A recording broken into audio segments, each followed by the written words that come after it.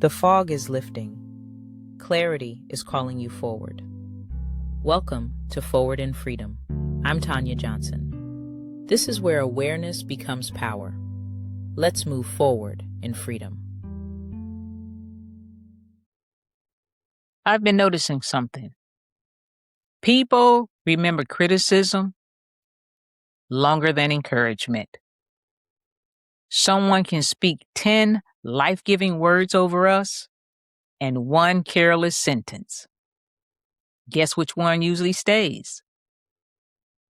That has always fascinated me, and I don't think it's because we're looking for reasons to doubt ourselves. I think there's something much deeper happening. Because if we're honest, most of us can remember a sentence that still has the power to change the way we see ourselves.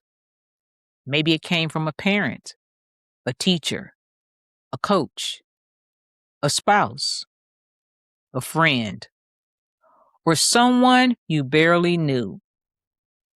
The remarkable part isn't always who spoke the words. It's that years later, they're sometimes still speaking. And I've been sitting with that because it led me to a question that I had never asked before.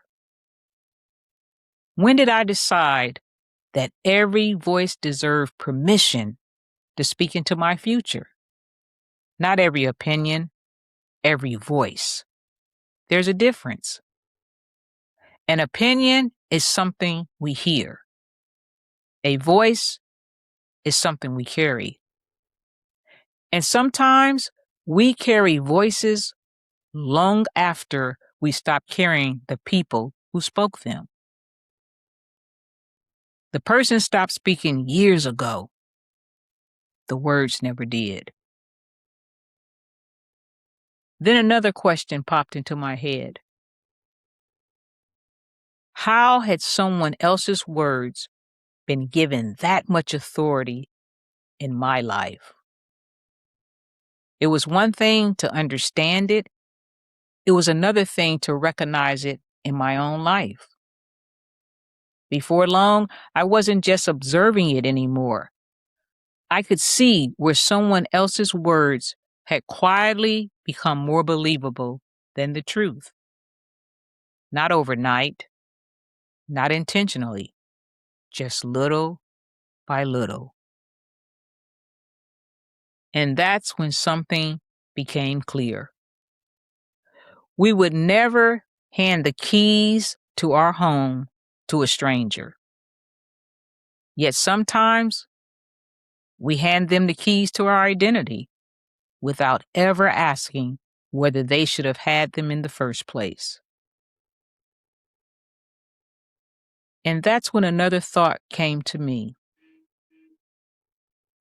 Isn't it interesting that we rarely question the voice that criticizes us? We question ourselves instead. Without even realizing it, we stopped questioning their words and started questioning our worth. The more I reflected on that, the more I began noticing it everywhere. People living beneath words that were never meant to become permanent. You're too much. You're too quiet. You'll never. You always. One sentence, one painful moment, one difficult season. And years later, someone is still trying to prove those words wrong. That's exhausting because you're trying to outrun a sentence. How much of our life has been spent trying to prove someone wrong when we've never stopped to ask if they were right in the first place? Then one simple thought changed everything for me. Not every voice deserves permission to help write my identity. That sentence has stayed close to my heart. Over time, I've come to believe something. Criticism often agrees with our fears, not our identity. And if we're not careful, we'll spend years trying to prove those fears wrong instead of living from the truth of who we are. I've learned that just because someone spoke something doesn't mean I have to keep carrying it. That's different from pretending it didn't hurt. Some words wound deeply. Some words change the direction of our lives. We acknowledge that. We don't minimize them. But we don't have to keep building our identity inside someone else's wounded perspective.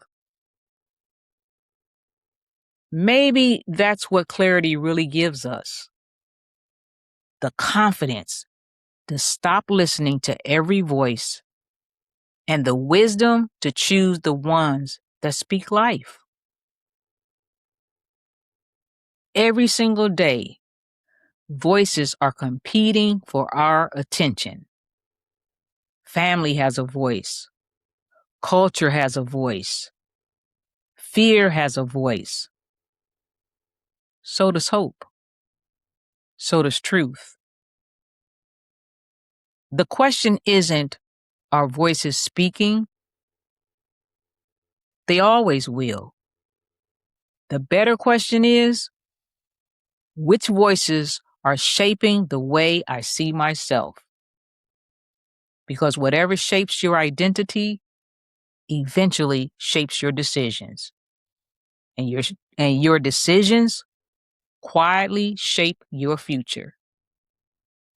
That's where the fog began lifting for me.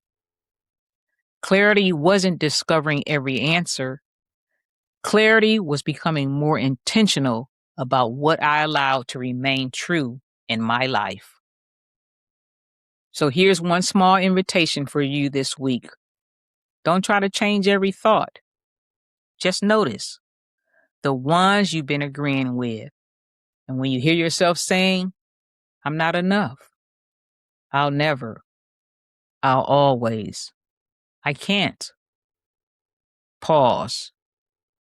Before you agree with those words, ask one question. Whose voice is this? You may discover it isn't yours at all. And if it isn't, you don't have to keep giving it authority. One of the beautiful things about freedom is that it doesn't begin when every painful voice disappears. Freedom begins the moment truth becomes more believable than the lie you've been carrying. One of the unexpected gifts of writing a women's exodus was discovering that women from different countries, different backgrounds, and different stories often carried something remarkably similar.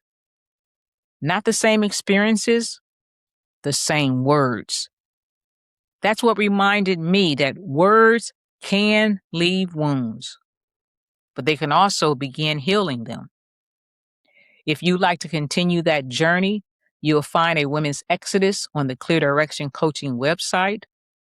And if today's conversation gave you a new way to see something in your own life, these are the conversations that I enjoy having at churches, schools, conferences, organizations, and leadership teams.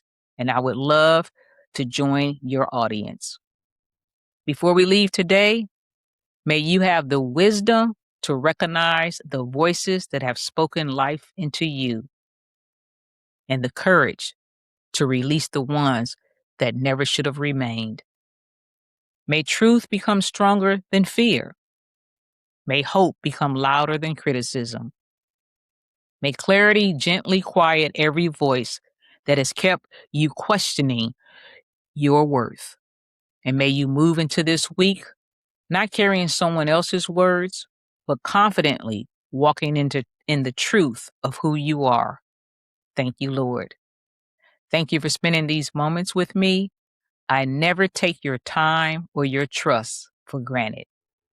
Until next time, the fog is lifting. Clarity is calling you forward. This is where awareness becomes power. Let's move forward in freedom. I'm Tanya J.